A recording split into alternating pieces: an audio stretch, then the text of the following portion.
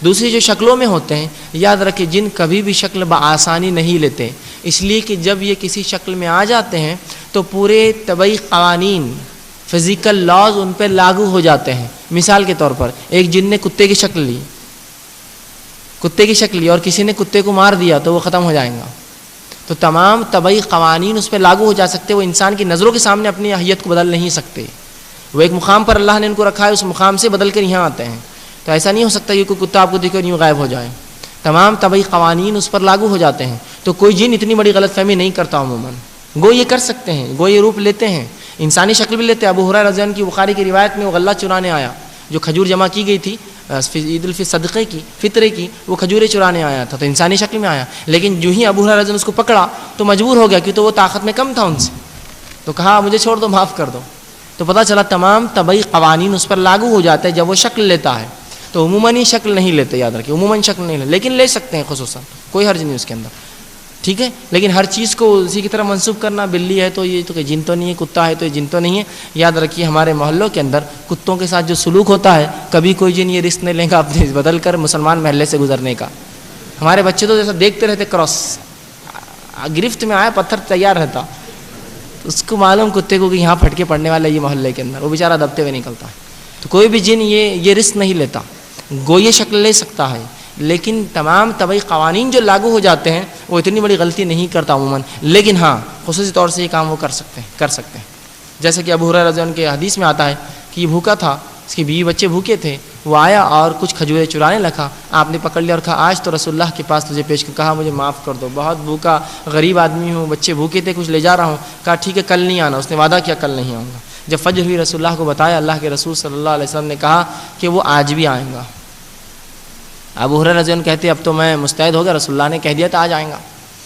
جب رات ہوئی تو میں انتظار میں تھا اور واقعے میں آیا ہوں، میں نے پکڑا اس کو، کہا آج تو رسول اللہ کے پاس لے جا کر ہی رہوں گا تجھے، آج بھی چوری؟ تو کہا نہیں میں بہت پریشان حال ہوں، مجھے معاف کر دو، اب نہیں آؤں گا، وعدہ کرتا ہوں۔ کہا ٹھیک ہے۔ رسول اللہ صلی اللہ علیہ وسلم فجر میں پوچھا ابو ہریرہ کیا ہوا؟ تو کہا اللہ کے رسول وہ پھر آیا تھا آپ نے جیسا کہا تھا، پھر بہت گزارشات کی، میں نے چھوڑ دیا، آج اور آئیں گا کہا۔ کہا ٹھیک ہے۔ ابو ہریرہ رضی اللہ عنہ فرماتے آج تو میں نے طے کر لیا اس کو آج چھوڑوں گا نہیں۔ جب آیا ہو تو بحران پکڑ لیا، کہا آج مجھے یقین تھا رسول اللہ نے بتایا تو آئیں گا، آج تو رسول اللہ کے پاس ضرور لے جا کے سزا دلاؤں گا۔ تو کہا نہیں میں تمہیں ایک ایسی بات بتاؤں گا جس کو اگر تم پڑھ لو تو 2 فرشتے جو ہے رات بھر تمہاری حفاظت کرتے فجر تک۔ تو کہا کیا ہے؟ تو کہا جب بھی تم سو آیت الکرسی پڑھ کر سو، کوئی جن اور کوئی انسان جو ہے تمہیں تکلیف یا جو کوئی جن تمہیں تکلیف نہیں پہنچا سکیں گے، اللہ کے 2 فرشتے تمہاری حفاظت فجر تک کریں گے۔ جب یہ کہہ کے چلے گا ابو ہریرہ رضی اللہ عنہ صبح فجر میں پہنچے، کہا کیا ہوا آج تمہارے غلام تمہارے قیدی کا؟ کہا رسول اللہ آج بھی آیا تھا، میں نے تو پکڑ لیا اس کو، آپ نے چونکہ کہا تھا، لیکن بہت گزارشات کی اور کچھ چیزیں مجھے بتا کر گیا، میں نے چھوڑ دیا۔ کہا کیا کہا؟ تو کہا کہ اس نے کہا کہ جو شخص آیت الکرسی پڑھے رات میں سونے سے پہلے 2 فرشتے حفاظت کرتے۔ تو کہا ہاں یہ بات اس نے سچ کہی، لیکن وہ اکثر جھوٹ کہتا ہے۔ اے ابو ہریرہ تمہیں پتہ ہے کہ تمہارا قیدی کون تھا؟ تو کہا اللہ و رسول عالم، اللہ اس کے رسول جان ہمیں کیا معلوم تھا کیا تھا؟ کہا وہ شیطان تھا، وہ اکثر جھوٹ بولتا ہے لیکن اس معاملے میں سچ کہا، اس معاملے میں سچ کہا۔ اس حدیث سے ایک اور بات نکلتی ہے، عنوان سے متعلق نہیں بتا دوں کہ شیطان بھی سچ بات کہے تو ماننا چاہیے۔ رسول اللہ نے اس کے اوپر صداقت دے دی، سند دے دی کہ شیطان تھا لیکن سچ بات کہی، اٹیسٹیفیکیشن ہو گیا، ٹھپا مل گیا اس کو۔ بہت سے لوگ کہتے ہیں ان کی بات نہیں سننا چاہیے، ان کا ہمارے جماعت سے تعلق نہیں، اس سے نہیں تعلق نہیں، وہ سب نہیں یاد رکھیے۔ حق بات جو بھی بولے، کوئی بھی انسان بولے اس کو لینا چاہیے ہمیشہ، حق ہوتا ہے، ٹھیک ہے۔ اور باطل پھر کوئی بھی بولے، کتنا ہی بڑا اور چھوٹا آدمی ہو، اس کو چھوڑ دینا چاہیے۔